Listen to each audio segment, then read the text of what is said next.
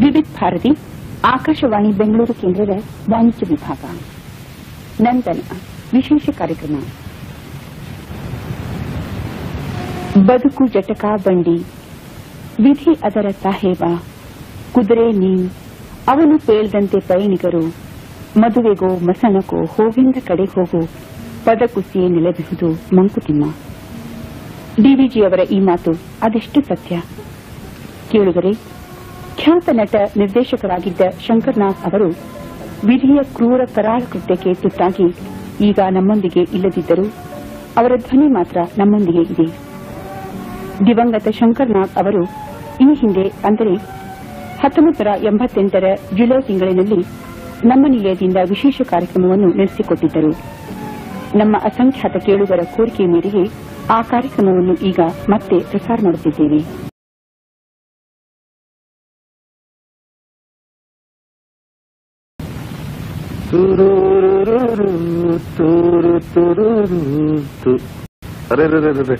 ಕ್ಷಮಿಸಿ, ನಿಮ್ಮ ಕಡೆ ಗಮನ ಹರಿಲಿಲ್ಲ. ಅಂದ್ರೆ ನಿಮ್ಮ ರೇಡಿಯೋ ಟ್ರಾನ್ಸಿಸ್ಟರ್ ಆನ್ ಆಗಿರ್ಬೋದು ಅಂತ ಯೋಚನೆನೇ ಬರಲಿಲ್ಲ ನೋಡಿ. ಅದಕ್ಕೆ ನನ್ನ ಪಾಡಿಗೆ ಲಾಲ ಅಂತ ಬೇಸರವಾಗಿ ಆಡ್ತಾ ಇದ್ದೆ. ತಿರ್ಗಾ ಕ್ಷಮಿಸಿ. ನಾನು ಇದೆಲ್ಲ ನನ್ನ ಪರಿಚಯ ಮಾಡ್ಕೊಳ್ಳದೇನೆ ಮಾತಾಡ್ತಾ ಇದ್ದೀನಿ. ಈಗ ನಿಮ್ಮಲ್ಲಿ ಯಾರಾದ್ರೂ ಹೇಳ್ಬಹುದು, ಪರಿಚಯದಲ್ಲಿ ಏನಿದೆ ಮಹಾರಾಯ ಅಂತ. ಇದೆ ಇದೆ ಇದೆ ಸರ್. ಪರಿಚಯ ಆದ್ರೆ ನಾವು ನೀವು ಪರಸ್ಪರ ಹತ್ರ ಆಗ್ತೀವಿ. ಅಂದ್ರೆ ನನ್ನ ಮಾತು ಕೇಳಿದ್ರೆ ನಿಮಗೆ ಅಥವಾ ನಿಮ್ಮ ಮಾತು ಕೇಳಿದ್ರೆ ನನಗೆ ಒಂಥರ ಅನುಕಂಪ ಪೂರಿತವಾದ ವಾತಾವರಣ ನಿರ್ಮಿತವಾಗುತ್ತೆ. ಅದಕ್ಕೆ ಪರಿಚಯ. ನನ್ನ ಹೆಸರು ನಾಗರಕಟ್ಟೆ ಶಂಕರ ಉರ್ಫ್ ಶಂಕರ್ ನಾಗ್ ಅಂತ. ನಮಸ್ಕಾರ. ಬಹಳ ದಿನಗಳಾದ್ಮೇಲೆ ನಿಮ್ಮನ್ನು ಭೇಟಿ ಮಾಡ್ತಾ ಇದ್ದೀನಿ. ಆದ್ರೆ ಏನ್ ಮಾಡೋದು ಪ್ರಿಯ ಅಭಿಮಾನಿಗಳೇ, ಕೆಲಸ ಕೆಲಸ ಕೆಲಸ ಅಂತ ಊರೂರು ಸುತ್ತೋದೇ ಆಯ್ತು ವಿನ ಆಲ್ ಇಂಡಿಯಾ ರೇಡಿಯೋ ಸ್ಟೇಷನ್ ಹತ್ರ ಬರೋಕ್ಕೆ ಆಗ್ಲಿಲ್ಲ. ನೋಡಿ ಸ್ವಾಮಿ, ನಾವು ಹೀಗಿರೋದಕ್ಕೆ ಕಾರಣ ಒಂದಾನೊಂದು ಕಾಲ. ಅಂದ್ರೆ ಗಿರೀಶ್ ಕಾರ್ನಾಡ್ ಅವರ ಚಿತ್ರ ಒಂದಾನೊಂದು ಕಾಲದಲ್ಲಿ.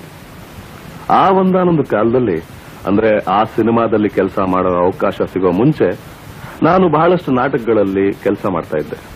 ಪಾತ್ರ, ನಿರ್ದೇಶನ, ಲೈಟಿಂಗು, ಬ್ಯಾಕ್ ಸ್ಟೇಜಿಂಗ್ ಎಲ್ಲ. ಬ್ಯಾಂಕಲ್ಲಿ ನೌಕರಿನೂ ಮಾಡ್ತಾ ಇದ್ದೆ. ಮ್ಯಾನೇಜರ್ ಅಲ್ಲ, ಅಕೌಂಟೆಂಟ್ ಅಲ್ಲ, ಓಸಿ ಆಗಿ. ಓಸಿ ರೀ, ಓಸಿ ಅಂದ್ರೆ ಗೊತ್ತಿಲ್ವ ನಿಮ್ಗೆ? Ordinary Clarke. ಆ ಒಂದಾನೊಂದು ಕಾಲದಲ್ಲಿ ಸಾಯಂಕಾಲ ಬ್ಯಾಂಕ್ ನೌಕರಿ ಮುಗಿಸಿ ಒಂದು ನಾಟಕದ ರಿಹರ್ಸಲ್ ಮಾಡ್ತಿರುವಾಗ ಗಿರೀಶ್ ಕಾರ್ನಾಡ್ ಅವರು ಬಂದ್ರು, ನೋಡಿದ್ರು, ಮತ್ತೆ ಕೇಳಿದ್ರು, ಸಿನಿಮಾದಲ್ಲಿ ಪಾರ್ಟ್ ಮಾಡ್ತೀಯನೋ ಹುಡುಗ ಅಂತ. ಸಿನಿಮಾ ಅಂದ್ರೆ ಸ್ವಲ್ಪ ಭಯ, ಹೆದರಿಕೆ ಇದ್ದೇ ಇತ್ತು. ಆದ್ರೂ ಧೈರ್ಯ ಮಾಡಿ, ಸಿನಿಮಾ ತಾನೇ, ಅದರಲ್ಲೇನಂತೆ, ಮಾಡೋಣ ಸರ್ ಅಂದೆ. ಚಿತ್ರೀಕರಣ ಪ್ರಾರಂಭವಾಯಿತು. ದಾಂಡೇಲಿಯ ಗಾಢವಾದ ಸುಂದರವಾದ ಅರಣ್ಯದಲ್ಲಿ. ಅದೇ ಒಂದಾನೊಂದು ಕಾಲದ ಚಿತ್ರದ ಈ ಹಾಡು.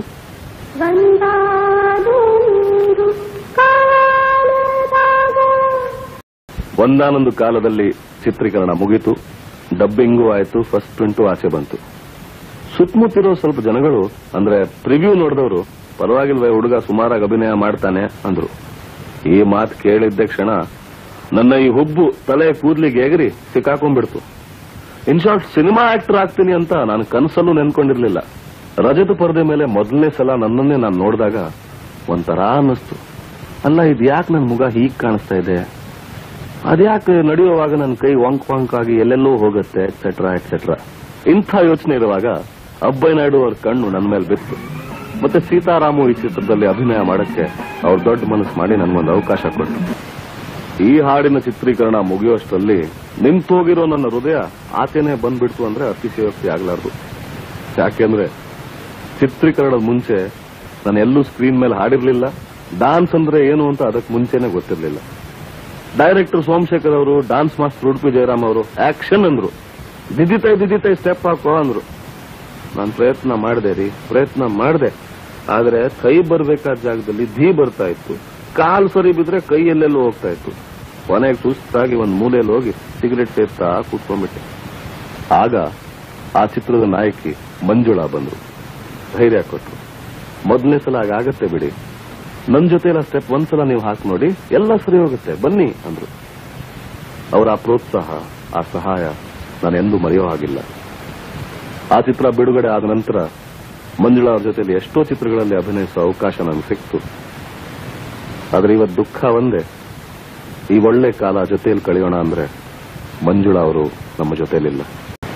ಕೆಲವು ಸಲ ಮಂಜುಳಾ ಅಂತ ಒಳ್ಳೆ ನಟಿ ಇವತ್ತು ಇಲ್ಲ ಅಂತ ನಂಬೋಕೆ ಆಗಲ್ಲ. ಆದ್ರೆ ಜೀವನ ಇರೋದೇ ಹೀಗೆ ಅನ್ಸುತ್ತೆ. ದೂರ ದೇಶಕ್ಕೆ ಹೋಗೋ ಅವಕಾಶ ಒಂದು ಮುತ್ತಿನ ಕತೆ ಈ ಚಿತ್ರದಿಂದ ದೊರೆಯಿತು.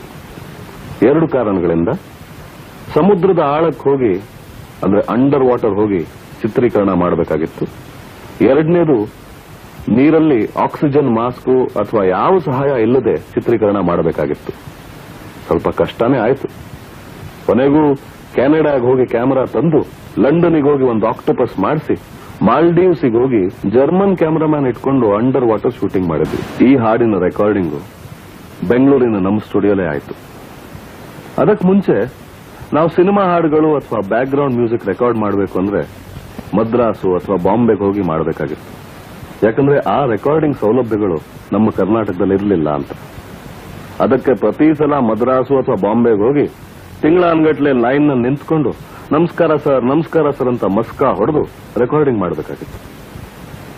ಕನ್ನಡ ಚಲನಚಿತ್ರ ನಿರ್ಮಾಪಕರ ಈ ಸ್ಥಿತಿ ನೋಡಿ ಅಯ್ಯೋ ಅನ್ನಿಸ್ತು. ಅಂದ್ರೆ ಸಿನಿಮಾ ತೆಗೆಯೋದು ಕನ್ನಡದಲ್ಲಿ, ನೋಡೋ ಪ್ರೇಕ್ಷಕರು ಕನ್ನಡಿಗರು, ಮತ್ತೆ ಸಂಗೀತ ರೆಕಾರ್ಡ್ ಮಾಡೋದು ಮಾತ್ರ ಮದ್ರಾಸ್ನಲ್ಲಿ ಅಂತ ಬಹಳ ಯೋಚನೆ ಆಗ್ಬಿಟ್ಟಿತ್ತು. ಆಗ CVL ಶಾಸ್ತ್ರಿ, ಅನಂತ್ ನಾಗ್, ರಮೇಶ್ ಭಟ್, ಸೂರ್ಯರಾವ್ ಅಂತ ಸ್ನೇಹಿತರ ಹತ್ರ ಆರ್ಥಿಕ ಸಹಾಯ ಕೇಳಿಕೊಂಡು ಬೆಂಗಳೂರಿನ Karnataka film chamber of commerce ಅವರ ಬೆಂಬಲದಿಂದ ಈ ರೆಕಾರ್ಡಿಂಗ್ ಸ್ಟುಡಿಯೋ ಮುಖ್ಯಮಂತ್ರಿಗಳಾದ ರಾಮಕೃಷ್ಣ ಹೆಗಡೆ ಅವರಿಂದ ಉದ್ಘಾಟನೆ ಆಯಿತು. ಕರ್ನಾಟಕದಲ್ಲೂ ಸಿನಿಮಾ ಸಂಗೀತ ಕೂಡ ಬಾರಿಸೋ ಒಳ್ಳೊಳ್ಳೆ ಕಲಾವಿದರು, ಮ್ಯೂಸಿಷಿಯನ್ಸ್ ಇದ್ದಾರೆ. ನಮ್ಮಲ್ಲೂ ಎಲ್ಲಾ ಸೌಲಭ್ಯಗಳಿವೆ ಅನ್ನೋ ಸಂಕೇತವೇ ಈ ಸ್ಟುಡಿಯೋ. ಸ್ನೇಹಿತರೆ, ಇಂಥ ಸಂದರ್ಭಗಳಲ್ಲಿ ಸಂಗೀತ ನಿರ್ದೇಶಕ ಇಳೆಯರಾಜ ಜ್ಞಾಪಕಕ್ಕೆ ಬರ್ತಾರೆ. ಅತ್ಯಂತ ಪ್ರತಿಭಾಶಾಲಿ, ಜೀನಿಯಸ್ ಅಂತ ಕರಿತೀವಲ್ಲ, ಅಂಥ ಒಂದು ವ್ಯಕ್ತಿ. ಅವರ ಸಂಗೀತನ ಜಗತ್ತೇ ಬೇರೆ, ಆ ಠೇಕಾನೇ ಬೇರೆ, ಆ ಲಹರಿನೇ ಬೇರೆ. ಅವ್ರ ಜೊತೆಲಿ ಮ್ಯೂಸಿಕ್ ಕಂಪೋಸಿಂಗ್ ಕೂತ್ಕೊಂಡ್ರೆ ಸಮಯ ಹೇಗೆ ಕಳೆಯುತ್ತೆ ಅಂತ ಲೆಕ್ಕನೇ ಇರೋದಿಲ್ಲ. ಯಾವುದಾದ್ರೂ ಒಂದು ಸನ್ನಿವೇಶಕ್ಕೆ ಒಂದು ಟ್ಯೂನ್ ಕೇಳಿದ್ರೆ 8-9 ಟ್ಯೂನು ಚಿಟ್ಕೆ ಹೊಡೆಯುವಷ್ಟರಲ್ಲಿ ರೆಡಿ ಮಾಡಿಬಿಡ್ತಾರೆ. ಒಂದಕ್ಕಿಂತ ಒಂದು ಟ್ಯೂನು ಅಂದವಾಗಿರುತ್ತೆ, ಸೊಗಸಾಗಿರುತ್ತೆ. ಒಂದು ಸಣ್ಣ ಉದಾಹರಣೆ ಅಂದ್ರೆ ಗೀತಾ ಚಿತ್ರದ ಈ ಹಾಡು. ಹೌದು, ಜೊತೆಲೇ ಇರೋಣ ಅಭಿಮಾನಿಗಳೇ, ಯಾವಾಗಲೂ ಹೀಗೆ ಜೊತೆಲೇ ಇರೋಣ.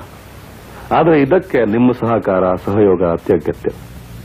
ಅಂದ್ರೆ ನನ್ನ ಸಿನಿಮಾ ಬಿಡುಗಡೆ ಆದ್ಮೇಲೆ ದಯವಿಟ್ಟು ನನಗೊಂದು ಸಣ್ಣ ಪತ್ರ ಬರೀರಿ. ಅಂದ್ರೆ ಸುಮ್ಮನೆ ಉಪಚಾರಕ್ಕಲ್ಲ, ಏನಿಷ್ಟ ಆಯ್ತು ಕಿನ್ನ ಏನಿಷ್ಟ ಆಗ್ಲಿಲ್ಲ ಅಂತ ಒತ್ತಿ ಬರೋದು. ನನ್ನನ್ನು ದಯವಿಟ್ಟು ತಿದ್ದುಪಡಿಸಿ. ಈ ಕಾರ್ಯಕ್ರಮ ಕೇಳಿದ ನಂತರವೂ ಏನನ್ನಿಸ್ತು ಅಂತ ಒಂದು 2 ಲೈನ್ ಬರೀರಿ, ನಾನು ಧ್ವನಿಯಾಗಿರ್ತೀನಿ. ಮತ್ತೆ 28% ರಸ್ತೆ ಬೆಂಗಳೂರು 1. ದಯವಿಟ್ಟು ಬರೀರಿ ಅಥವಾ ಬನ್ನಿ, ನನ್ನ ಬಾಗಿಲು ಸದಾ ತೆರೆದೇ ಇರುತ್ತೆ.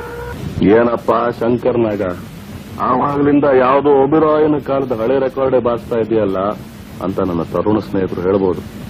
ಅದಕ್ಕೆ ನನ್ನ ಪುಟಾಣಿ ಸ್ನೇಹಿತನಾದ ರಾಷ್ಟ್ರ ಪ್ರಶಸ್ತಿ ಪಡೆದ ಮಾಸ್ಟರ್ ಮಂಜುನಾಥ್, ಮಂಜು, ನೀವೆಲ್ಲರೂ ಮೆಚ್ಚಿದ ಸ್ವಾಮಿ ಹಾಡಿರೋ ಈ ಹಾಡು. ಅಯ್ಯಯ್ಯೋ, ಕಾರ್ಯಕ್ರಮ ಮುಗಿಯೋ ಸಮಯ ಹತ್ರ ಬರ್ತಾ ಇದೆಯಲ್ಲ, ಸಮಯ ಇಷ್ಟು ಬೇಗ ಕಳೆದೋಯ್ತಲ್ಲ ಅಂತ ದುಃಖನೂ ಆಗ್ತಾ ಇದೆ. ಆದ್ರೆ ಏನ್ ಮಾಡೋದು ಹೇಳಿ, all good things must come to end ಹೇಳ್ತಾರಲ್ಲ ಹಾಗೆ. ಸ್ನೇಹಿತರೆ, ಈ ಕಾರ್ಯಕ್ರಮ ನಿಮ್ಮೆಲ್ಲರಿಗೂ ಇಷ್ಟ ಆಗಿದೆ. ನಿಮ್ಮ ಸಹಕಾರ, ಬೆಂಬಲ ನನ್ನ ಮೇಲೆ ಸದಾ ಇರುತ್ತೆ ಅಂತ ನಾನು ನಂಬಿಕೊಂಡಿದ್ದೀನಿ.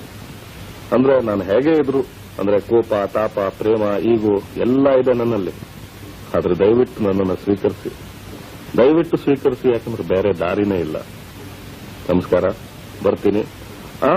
ಆದ್ರೆ ಒಂದು ಕೊನೆಯ ಪ್ರೀತಿಯ ಹಾಡು.